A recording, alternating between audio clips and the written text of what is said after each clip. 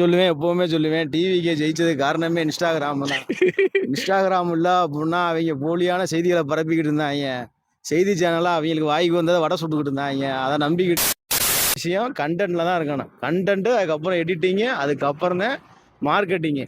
அதேதான். அப்படித்தான் வெளியில டெவலப் பண்ணணும். இன்னமும் நம்ம மைக் வாங்கலாம்னு பார்த்துக்கிட்டு இருக்கேன். ஒரு அட்வைஸ் கொடுத்தாப்ல, கண்டென்ட்ல ஃபோக்கஸ் பண்றா தம்பி, கேஜெட் மேல ஃபோக்கஸ் பண்ணாத அப்படின்னு சொல்லிட்டாப்ல. ஆமா. ஸோ அண்ணன் சொன்னதுனால இனிமேல் கண்டென்ட் மேல மட்டும் தான் ஃபோக்கஸ். அது உண்மையான கண்டென்ட் அதானே? ஆமா. ஆ. ஒரு உண்மையான ஒரு எக்ஸாம்பிள் சொல்லணும் அப்படின்னா, தலவாழை இலை போடாம போட்டு சாப்பாட வச்சு வயித்தால போயிருச்சு அப்படின்னா சாப்பிட முடியாது. அதான் கதை. காசு குடுத்து லட்சக்கணக்குல காச குடுத்து பொருள பூரா வாங்கிப்புட்டு, அதுக்கப்புறம் நமக்கு கன்டென்ட் பண்ண தெரியலன்னு வருத்தப்படக்கூடாது. கண்டிப்பா, கன்டென்ட் கண்டிப்பா. எப்படி இருக்கணும்? கன்டென்ட் எப்படி எழுதணும்? கன்டென்ட் என்ன போட்டா மக்கள் விரும்புறாங்க? ஃபோக்கஸ் ஆடியன்ஸ் எப்படி இருக்கு? அதுக்கப்புறம் தான் ஊக்கு போடுறது, நூல் போடுறது எல்லாமே.